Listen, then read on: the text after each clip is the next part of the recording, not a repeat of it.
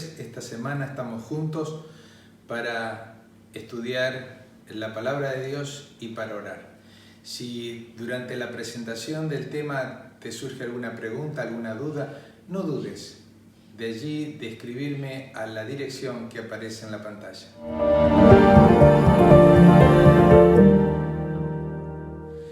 ¿Alguna vez sufriste una calumnia, un chisme? ¿Fue fácil probar que todo lo que se estaba diciendo estaba equivocado? En la historia bíblica, Dios sufrió graves acusaciones de parte de Satanás. Después de tolerar por mucho tiempo estas acusaciones, Dios finalmente tuvo que expulsar a Satanás del cielo. Y Apocalipsis, el capítulo 12, el versículo 8, dice así: fue lanzado fuera el gran dragón, la serpiente antigua, que se llama Diablo y Satanás, el cual engaña al mundo entero, fue arrojado a la tierra y sus ángeles fueron arrojados con él. Al llevar el pecado a la tierra, Satanás planeaba expandir su rebelión y llevarla del cielo a la tierra. En el libro de Job, Satanás tuvo la osadía de un día presentarse en el cielo ante Dios a fin de lanzar una doble acusación contra Dios y contra Job. Vean allí en Job capítulo 1 que Satanás continuaba esparciendo sus semillas de odio y rebelión a otros seres y a otros mundos creados por Dios. De alguna forma, aún ponía en duda el carácter de Dios, y ese era su principal arma en el gran conflicto. Ese era su objetivo.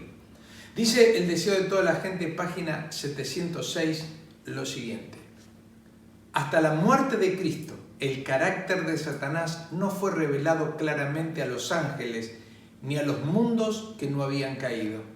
El gran apóstata se había revestido de tal manera de engaño que aún los seres santos no habían comprendido sus principios, no habían percibido claramente la naturaleza de su rebelión.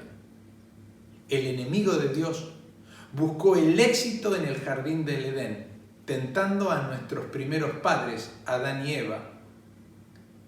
Después que el ser humano fue formado del polvo de la tierra y que Dios soplara en su nariz aliento de vida, dice Génesis capítulo 2, versículo 8 lo siguiente: Jehová Dios plantó un huerto en Edén, al oriente, y puso allí al hombre que había formado.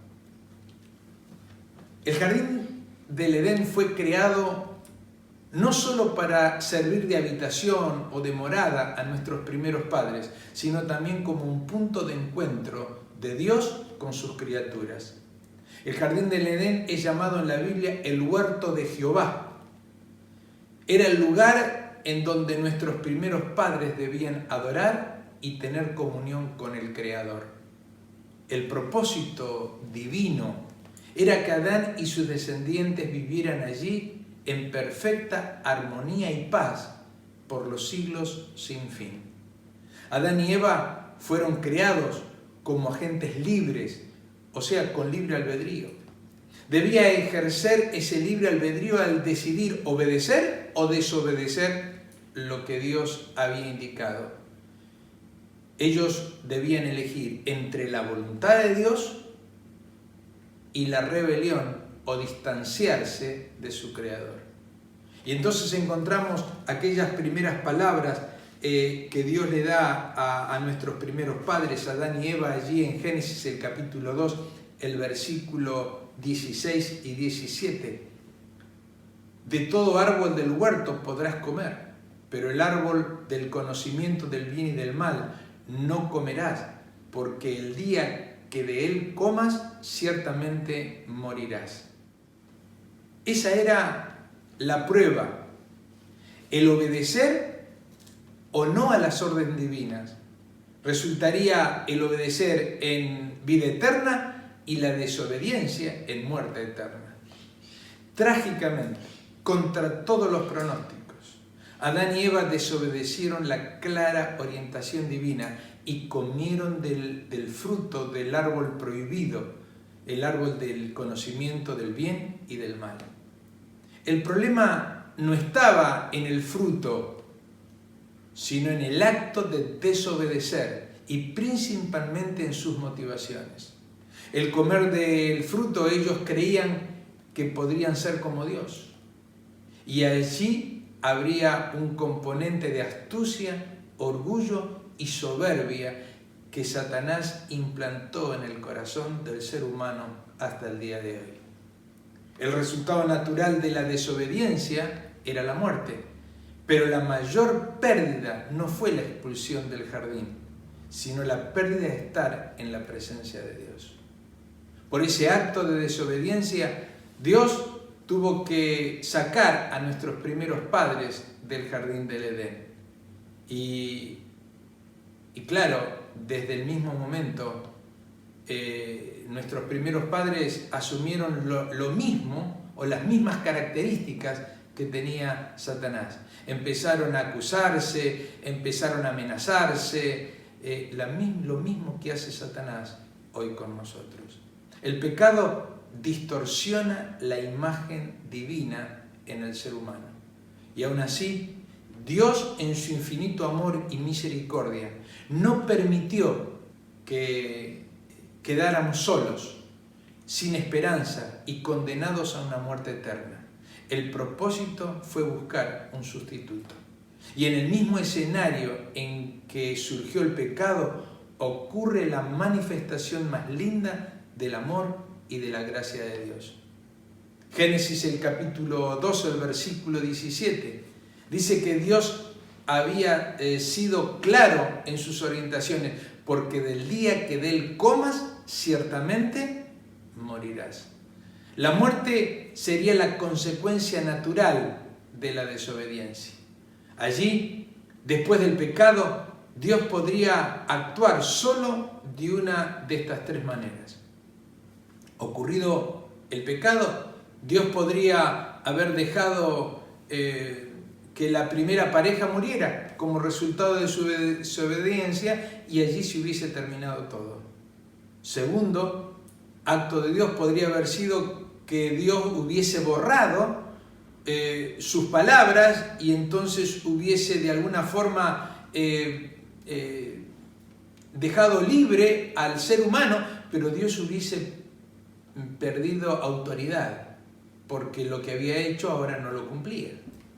Y tercer acto, Dios podría haber buscado un sustituto que tratara de demostrar que se podía obedecer sin desobedecer. Y eso fue justamente lo que Dios hizo. Un cordero murió el día en que la primera pareja pecó. Y Adán y Eva pudieron experimentar en carne propia lo que sus actos estaban demostrando, lo que Dios ya había dicho. De esa forma, antes de hablar de las consecuencias negativas que recaían sobre la primera pareja y sus descendientes, Dios anunció el plan de salvataje de la siguiente manera. Allí en Génesis, el capítulo 3, el versículo 15, dice así. Pondré enemistad entre ti y la mujer, y entre tu simiente y la simiente suya. Esta te herirá en la cabeza y tú le herirás en el talón. Dios mismo saldría al rescate. Dios mismo sería herido, pero en ese proceso aplastaría la cabeza de la serpiente, decretando el final del pecado. Con el pecado hubo un acercamiento mortal entre la serpiente, o sea, Satanás, y la humanidad. Y Dios tuvo que intervenir para generar una enemistad entre el hombre y Satanás. Y finalmente enviar a Jesús como Salvador, a fin de destruir a Satanás y todo lo que el mal representa. Jesús vendría para dar su vida y ofrecer una segunda oportunidad a la raza humana, de modo que los seres humanos pudiesen volver al paraíso que habían perdido. Es evidente que aplastar la cabeza es mucho más grave que morder el talón. Sin embargo, esa herida en el talón indicaba que al salvar a la humanidad, el Hijo de Dios también sería herido y tendría un precio que pagar con su sangre. Así, el Hijo de Dios sería herido de muerte al asumir sobre sí los pecados de toda la humanidad. Sí, tus pecados y también los míos.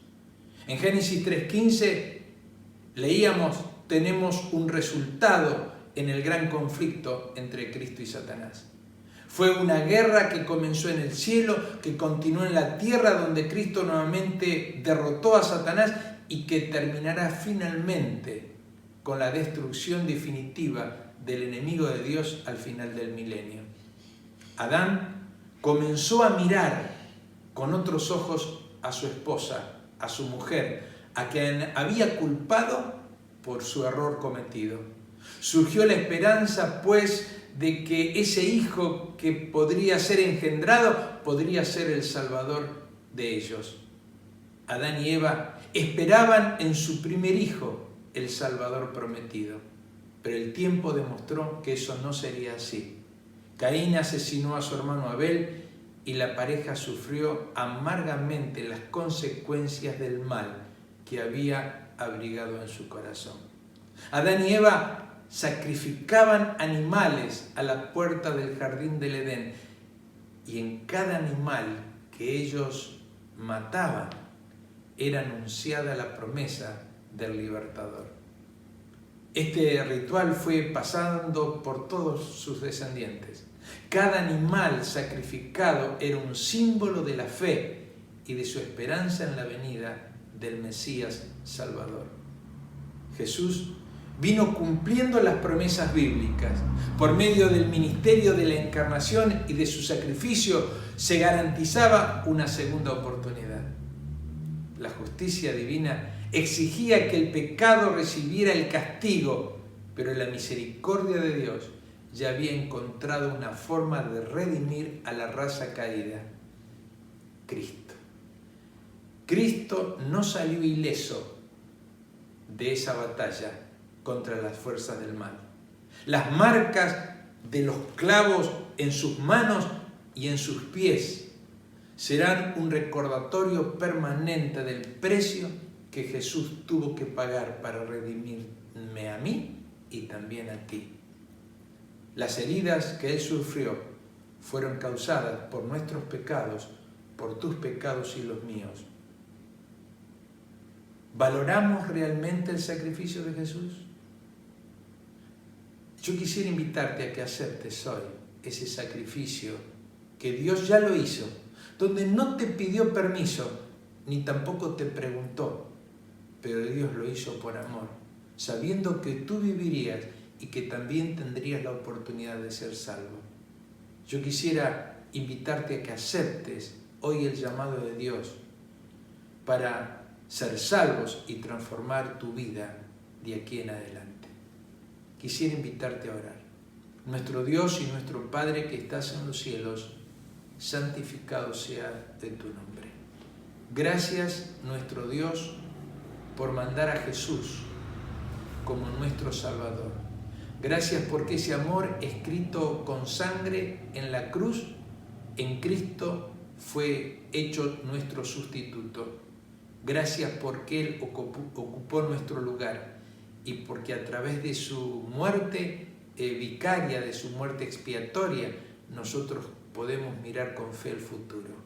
Bendice a mis amigos en esta hora, para que cada uno de nosotros aceptemos tu voluntad, para que respondamos ese amor y aceptemos la invitación de seguirte. En el nombre de Jesús. Amén.